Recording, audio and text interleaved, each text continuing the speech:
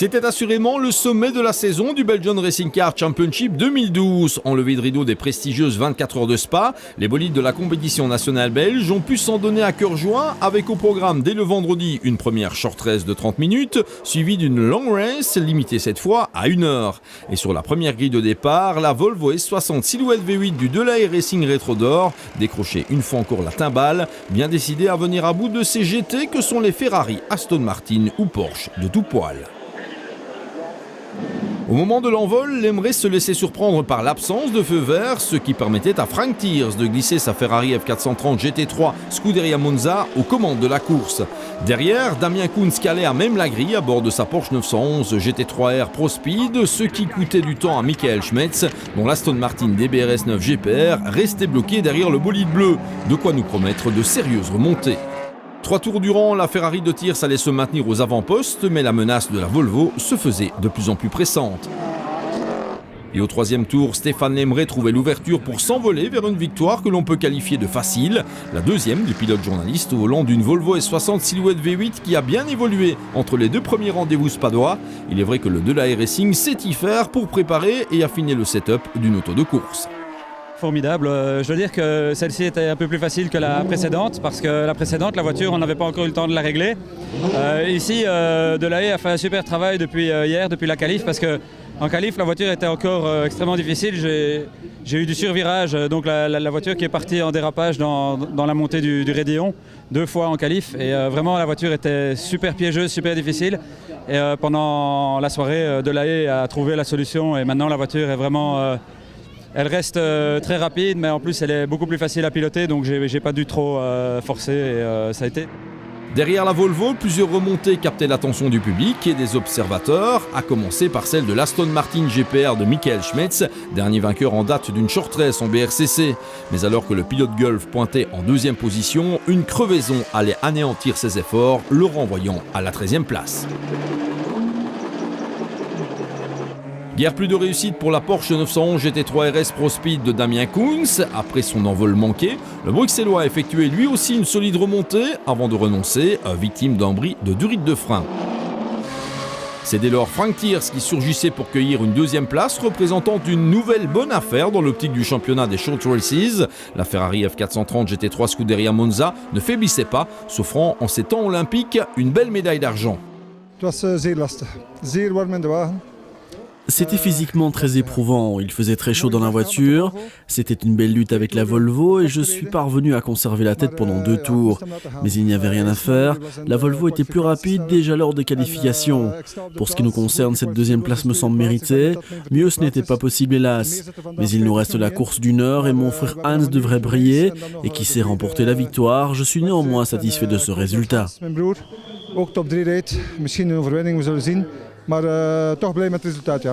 Pour ce qui est de la plus petite marche du podium final, on assistait à un duel de toute beauté entre la GC10 V8 BMW 1M de Grégory Servet et la Porsche 911 GT3 Cup Belgium Racing du jeune Dylan Derdal. Des bolides de type totalement différent qui allaient échanger à plusieurs reprises leur position pour finalement s'accrocher au dernier passage de la chicane bus stop. Si Derdal passait la ligne d'arrivée au 3e rang, c'est Servet qui héritait finalement du bronze. Ça a été une super course avec Dylan. Bon, malheureusement, je me suis fait passer dès le premier virage. Ensuite, j'ai toute la course essayé de le repasser. J'ai réussi 1 fois, j'ai réussi 2 fois. À chaque fois, il repassait dans la ligne droite. Et puis, à partir de 5 tours, je commençais à voir la pédale qui venait au plancher. Donc, c'est de plus en plus difficile. Et quand on m'a annoncé le dernier tour, j'étais très content. Mais j'ai perdu les freins sur chaque virage. Donc, je l'ai vu revenir. J'ai réussi à défendre ma position sur le premier droit de la dernière chicane. Et là, je pense qu'il a vu une ouverture qui était pas trop une ouverture sur le dernier gauche. Et, bon, il est venu me taper à gauche pour le fait de course. Je pense qu'il est néanmoins normal que je finisse 3e et je suis très très content. Héritant d'une pénalité d'1 minute, Dylan Derdal chutait en 6e position, ce qui faisait les affaires de Didier Grandjean, finalement 4e au volant de la Porsche 911 GT3 Cup Pro Speed. Grandjean précédait une autre Porsche 911 GT3 Cup, celle de la Scuderia Kaira, qui accueillait de nouveau à son volant le citoyen des Émirats Arabes Unis Karim Al-Azari. Il est vrai que celui-ci est un inconditionnel du circuit de Spa-Francorchamps. I fly a long way to come here. Pourquoi le BRCC faire autant de kilomètres pour venir rouler ici? Il y a plusieurs raisons et la première c'est que Spa est un circuit fantastique. Je ne sais pas si vous vous en rendez encore compte en Belgique, mais partout dans le monde, il y a beaucoup de pilotes qui l'apprécient. Alors profitez-en, vous avez beaucoup de chances de pouvoir en disposer. Deuxièmement, durant mes années en course automobile, j'ai rencontré des Belges qui m'ont convaincu de venir et de passer du temps avec eux. Ces personnes sont non seulement très agréables, mais elles abordent la course automobile de manière conviviale et professionnelle et je respecte ce genre de comportement. Pour toutes ces raisons, je suis ici.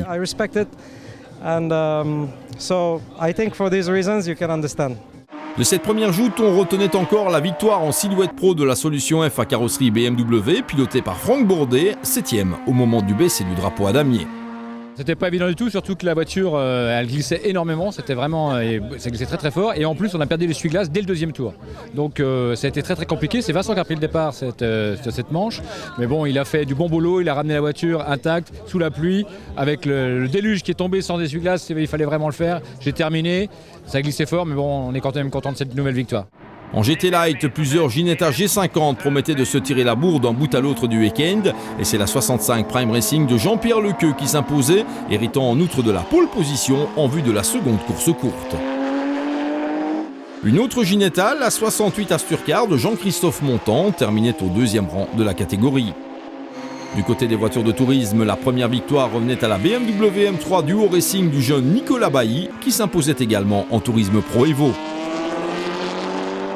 Quant à Mardin Benjamin, de nouveau présent aux côtés de Nicolas Jussy sur la Seat Leon Supercopa du Team Allure, il ne se faisait pas prier pour s'imposer en tourisme pro, loupant dans rien le top 10 final. Une fois encore, c'est l'autre Seat Leon Supercopa du plateau, la version Asturcar de Pascal Courrier, qui prenait la médaille d'argent. Même s'il s'agit d'une ancienne silhouette S2, la solution F de l'équipe MTE est versée en silhouette pro, avec à la clé une 3e place dans cette catégorie au terme de ce premier sprint des œuvres de Poncelet. Notons encore la présence à l'arrivée de la Seikor GT de Hideworks, dont l'original bolide continue son développement dans le cadre du BRCC. Je ne suis pas vraiment satisfait de ma course aujourd'hui. J'ai tourné en 2,47, 2,48, alors que normalement la voiture peut aller beaucoup plus vite. C'était difficile et la chaleur n'a rien arrangé.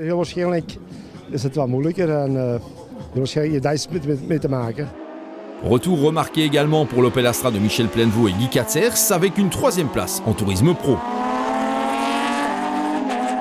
Quant à la Renault Clio 3 de John Pilette, elle est toujours aussi seule en tourisme Challenger, la plus petite des catégories, mais elle ne clôturait pas pour autant le classement. Il faisait effectivement très chaud dans l'habitacle, mais en ce qui me concerne, je l'oublie vite, c'est surtout quand on s'arrête que ça devient dur. Alors c'est quoi l'objectif? À partir du moment où on se bat contre personne, il y a quand même des voitures qu'on tient à l'œil en se disant celles-là on peut certainement les rattraper. C'est essentiellement se battre contre son chrono. Et certaines voitures, effectivement, sont parfois plus lentes, ont des pilotes un peu plus lents, et il y a parfois moyen d'aller, ou en tout cas de pouvoir les suivre. Peut-être pas aller les chercher, mais en tout cas les suivre. 3 heures après ce premier sprint, les bolides se remettaient en grille pour la long race, cette fois disputée sur 60 minutes au lieu des 180 habituels. Alors que la course des Formule 3 et la Super Pole des 24 heures avaient été annulées en raison des trompes d'eau s'abattant sur Francorchamps, les organisateurs du BRCC décidaient de faire honneur au public présent en donnant le feu vert aux pilotes. Un envol marqué par la montée en puissance de la Kia Proceed Silhouette Chad Racing de Philippe Steveny, qui se loupait néanmoins au freinage de la source. Tout était donc à refaire. Et l'homme du début de course était assurément Michael Schmetz, qui tirait une fois encore un plein profit de son Aston Martin DBRS 9 GPR en voguant sur les flots.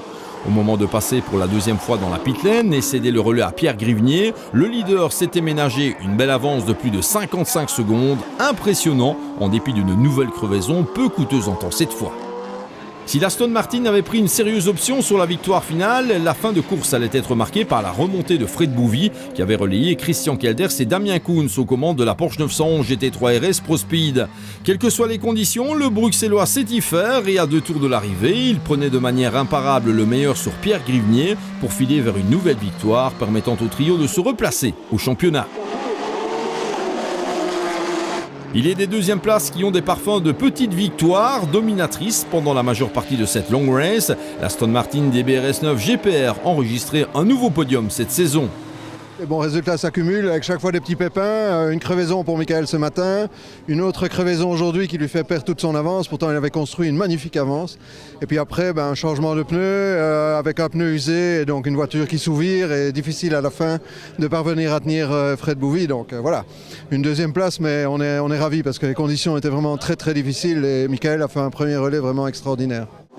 Le podium de cette joute longue était complété par les lauréats en silhouette et une fois encore, c'est la Volvo S60 V8 de la Rétro d'Or qui surgissait, confiée à un duo inédit composé de Raphaël van der Straten et Alexis Van de Poel, ou quand VDS rencontre VDP.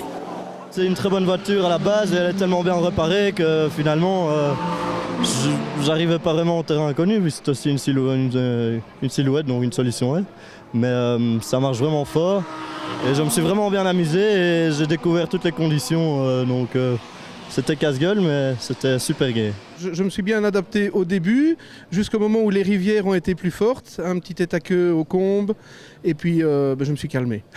Après la pirouette de Steveni au départ, la Kia Proceed Silhouette Chad Racing entamait une furieuse remontée qui lui permettait d'arracher la 4e place, soit la médaille d'argent en silhouette Pro Evo.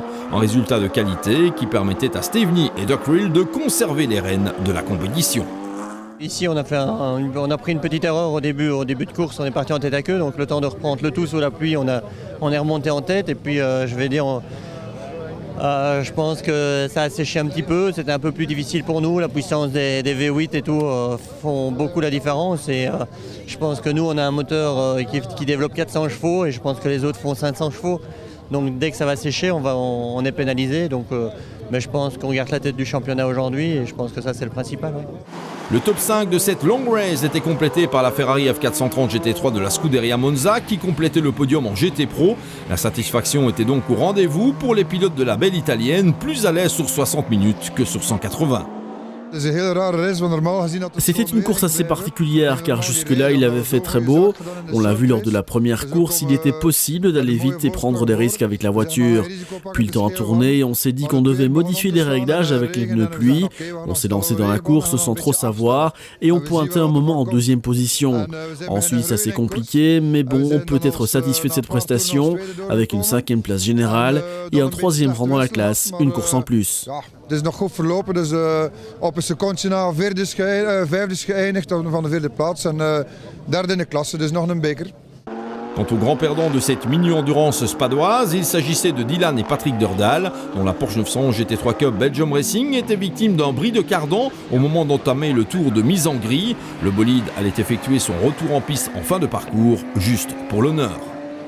L'incontestable exploit de l'épreuve était à mettre à l'actif de la Ginetta G50 Asturcar, dont un Pierre-Yves Rozou des grands jours a exploité tout le potentiel sur une piste mouillée. Certes, la 68 ne devait repasser qu'à une seule reprise au stand, contre 2 pour les gros GT et les silhouettes, mais elle pointait un moment au 2e rang avant de clôturer la course en 6e position. Joli. La pluie nous a un peu aidé, donc ça compense un petit peu le manque de chevaux.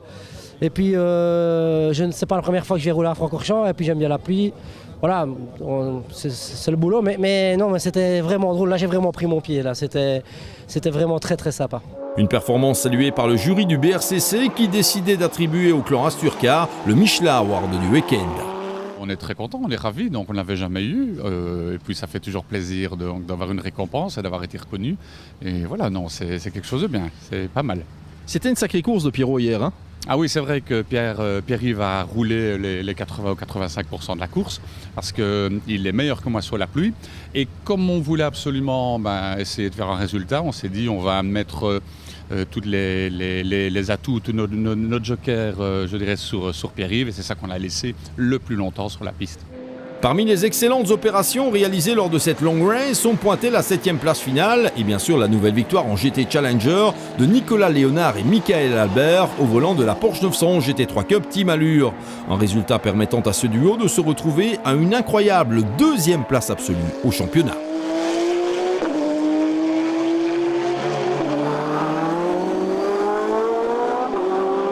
Moins de réussite cette fois pour la GC10 V8 BMW 1M de Grégory Servet et Sarah Bovy, qui devait se contenter de la 8e place générale, soit le 3e rang silhouette Pro Evo, de quoi permettre néanmoins à Sarah Bovy de conserver le 4e rang provisoire au championnat.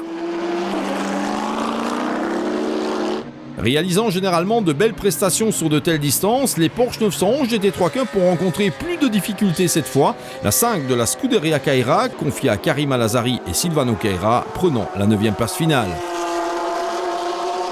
Elle précédait la deuxième meilleure GT Light du plateau, en l'occurrence la BMW M3E92 du français André Grammatico, secondé par Arnaud Noël, en bolide en configuration GT4, à la recherche d'une compétition où cette catégorie a encore son mot à dire. C'est d'abord courir sur le circuit magnifique de Spa, et ensuite les Belges sont tellement sympas, tellement gentils, on a des super souvenirs, donc on a dit on va à Spa. Voilà les deux raisons en fait. Satisfait des résultats de ces courses? Bah écoutez, pas tout à fait quand même, parce que ce matin on était bien parti et Arnaud a eu un petit accrochage, il a été un peu poussé on va dire, qui fait qu'on n'a pas terminé la première course. Là la deuxième course sous la pluie c'était très bien parce qu'on est remonté en 4e position du classement général sous la grosse pluie, et puis après quand la pluie a séché on a rétrogradé, mais on est très content d'être dans le milieu du classement avec une petite voiture somme toute. Comme lors de la première des deux courses du week-end, la Seat Leon Supercopa Team Allure de Nicolas Jussy et Mardin Benjamin a terminé aux portes du top 10, sauf que cette fois, elle doublait son succès en tourisme pro d'une victoire absolue en tourisme. Résultat, la 4e place ex-aequo au championnat pour Nicolas Jussy. C'était un peu plus particulier, c'était vraiment l'apocalypse les premiers tours, donc ça a été vraiment très dur mais très marrant, et on a su bien tirer notre épingle du jeu par rapport aux Porsche qui étaient quand même un peu plus lentes sous la pluie. C'est bien, Mardin Benjamin, voilà, la série continue naturellement. On a l'impression, vu de l'extérieur, que c'était assez facile. C'était comment? Non, c'était pas si facile. Je veux dire, c'était à la base, bon, la piste séchait et les pneus montent toujours sur la pluie. Les pneus pluie, c'était pas évident. La piste chauffait, les pressions montaient. On a dû gérer, mais au final, oui, c'est vrai que la première place était évidente et on a essayé de faire un maximum pour, au général, être devant. 11e place, c'est pas mal. Bon, toujours pas le top 10, mais prochaine fois peut-être. Et comme le veut désormais la coutume, c'est la Seat Leon Supercopa Asturcar qui prenait la médaille d'argent avec Pascal Courrier et Roberto Nalle aux manettes. Dans le clan MG Motorsport, on était présent avec cette Porsche 911 GT3 Cup dont le revenant Ruben Maas allait faire un excellent usage lorsque les conditions étaient très délicates en début de course. Le relais de Patrick Lamster était plus délicat lui aussi, mais pas de doute, le bolide a marqué les esprits, prenant la 4e place en GT Pro. Il y avait trop de pluie, mais c'était bien. J'ai pris un bon départ et la voiture se comportait bien dans ces conditions. Je me suis retrouvé en 3e position. Ensuite, il y a eu la buée sur le pare-brise, ce qui m'a obligé à soulager un peu. Je suis revenu au stand en 5e position, ce qui je pense est un bon résultat au vu du potentiel de cette voiture. Le podium de la catégorie GT Light était complété par cette autre Ginetta G50, bolide aligné par la formation britannique Motorground pour les sujets de Sa Majesté que sont Farmer et Taylor. Course plus difficile qu'à l'accoutumée pour la Porsche 911 GT3 Cup Pro Speed Competition, Didier Grandjean, Pascal Muller et Chris Matheus devant se contenter d'un top 5 en GT Pro.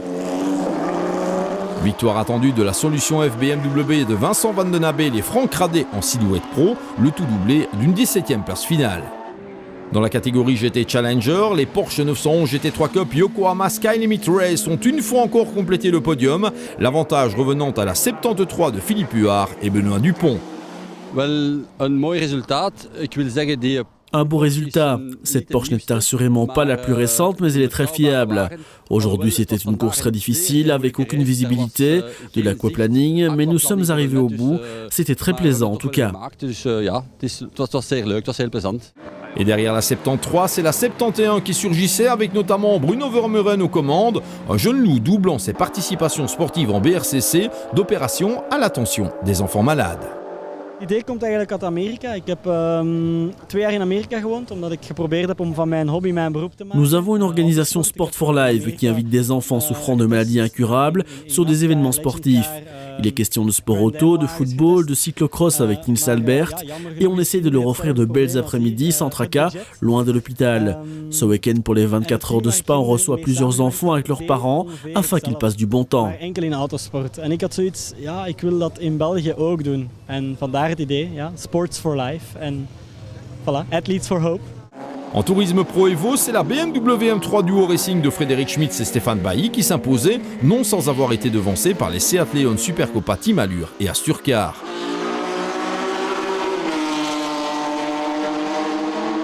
Quant à la Renault Clio de Jacques Nagnaud et John Pilette, elle s'assurait une nouvelle victoire en Tourisme Challenger. L'appui, j'adore, ça c'est déjà une chose. Quand John m'a appelé pour me dire écoute, prends le relais parce que j'ai envie que tu prennes le relais, ça m'a fait plaisir, quoi. En 22 secondes, j'étais prêt à remonter dans la voiture. Voilà. Donc on oublie la frustration d'être un peu tout seul dans la catégorie là. Ouais, parce que bon, pour l'appui ici, la Clio je connaissais pas du tout. Franchement, moi j'ai dû vraiment découvrir cette voiture sous la pluie et ça m'a fait plaisir. Je me suis amusé avec. J'ai fait des temps chrono comme moi, ça me faisait plaisir. Donc voilà, c'est tout. À moins de 3 heures du départ des 24 heures de Spa, les concurrents du BRCC remontaient en piste le samedi pour la seconde short race. Et si Jean-Pierre Lequeux profitait de l'inversion du top 8 de la première manche pour placer la Ginetta G50 Prime Racing en pole position, ce sont les conditions météo, une fois de plus difficiles, qui retenaient l'attention de tous, à tel point que le départ était donné derrière la voiture de sécurité. Un envol qui coûtait un peu de temps à Alexis Van de Poel pour la première fois au volant de la Volvo S60 V8 Silhouette de la R d'Or qui partait en toupie au niveau de la source sans réel dommage cependant. Comme on pouvait s'en douter, Jean-Pierre Lequeux et sa GT Light allaient être avalés par les bolides plus puissants du BRCC peu après l'envol, mais le pilote de la licence luxembourgeoise ne commettait pas la moindre erreur. Et c'est la Ferrari F430 Scuderia Monza de Hans Thiers qui pointait aux commandes de la course, bien décidé à résister le plus longtemps possible sur cette piste savonnette. Le début de l'épreuve allait être marqué par le retour aux affaires de l'Aston Martin DBRS 9 GPR de Michael Schmetz et de la Volvo de la R d'Or d'Alexis Van de Poel qui finissait par faire la jonction avec la Ferrari de Hans Thiers. Ces trois-là allaient assurer un incroyable spectacle, se retrouvant même de front dans certaines lignes droites ou quand le BRCC devient réellement impressionnant. Soumis à une forte pression de Van de Poel Junior, Michael Schmetz finissait par partir à la faute au passage du speaker corner dans un style qui lui est propre. L'Aston Martin rebondissait contre le mur de pneus sans même s'arrêter et le pilote passait directement les rapports pour limiter la casse. Il s'est passé qu'Alexis Van de Poel a mis la pression simplement, donc je savais que son moteur était bien plus puissant que le mien, donc sur les lignes droites il me passait, il se mettait à ma hauteur à plusieurs reprises et donc je devais clairement creuser l'écart dans le sinueux là en bas. Et, bon, j'ai une voiture qui est réglée pour le temps sec. On n'a pas la possibilité comme les silhouettes de changer de setup sec-pluie en une nuit. Et donc on a laissé la voiture avec ses suspensions très très dures. C'est compliqué évidemment pour avoir de la motricité et avoir beaucoup de grip sous ces conditions assez changeantes. Sous la grosse pluie on est vraiment bien. Quand ça commence à devenir un peu gras, ça devient beaucoup plus difficile. Bon, c'était un aller-retour dans les pneus. Je me suis retrouvé sur la piste, la voiture roulait encore assez droit, ça frottait sur l'arrière et puis voilà, j'ai été chercher cette deuxième place. La première n'était honnêtement pas prenable. L'Aston ralentit, Alexis Van de Poel ne se faisait pas prier pour s'envoler avec la Volvo S60 V8 Silhouette de la R d'Or et celui qui a fait son apparition au volant de bolide de type B-Trophy il n'y a pas si longtemps de remporter sa première victoire absolue dans une compétition nationale. Bravo! C'était pas vraiment prévu au programme, mais enfin voilà, c'était une super course, malgré le fait que j'aurais bien aimé rouler avec cette voiture sur le sec en course. Mais bon, au départ ça a été un peu chaud, mais puis j'ai eu la chance d'avoir Michael qui m'a dépassé avec l'Aston et j'ai pu le suivre et puis on est revenu sur la Ferrari, puis on s'est bagarré et voilà. Un petit attaqueux au niveau de la source, c'est le métier qui rentre forcément, il fallait découvrir cette auto sous la pluie. Ouais, en fait, je pensais qu'il y avait encore un safety car, qu'il y avait encore un tour sous safety car. Et donc j'ai pas fait attention et puis j'ai vu le drapeau vert et ça m'a un peu déconcentré et j'ai fait une belle erreur de débutant là-bas, mais ça s'est bien passé. Derrière Van de Poel, c'est Michael Schmetz qui finissait par surgir au volant de l'Aston Martin, à l'arrière relooké. Ne baissant jamais les bras, le pilote Golf revenait dans le sillage de la Ferrari de Hans Thiers pour prendre le meilleur en vue de l'arrivée. En achevant la course au 3e rang, Hans Thiers se conserve les commandes de la compétition réservée aux short races, mais pour 4 petits points seulement devant Stéphane Lemrey, et mieux, ce n'était visiblement pas possible. S'il avait continué à pleuvoir, je pense qu'on pouvait gagner car la voiture était très bien dans ces conditions. Mais au fur et à mesure que cela séchait, j'avais de moins en moins de grippe. Si la course avait duré un peu plus longtemps, je ne pense pas qu'on aurait pu préserver cette 3e place. Remonté depuis la queue du peloton, conséquence de l'abandon de son équipier Damien Kounz en première manche, Fred Bouvy parvenait à se défaire d'une bonne poignée de concurrents pour finalement accrocher la 4e place absolue, la 3e en GT Pro.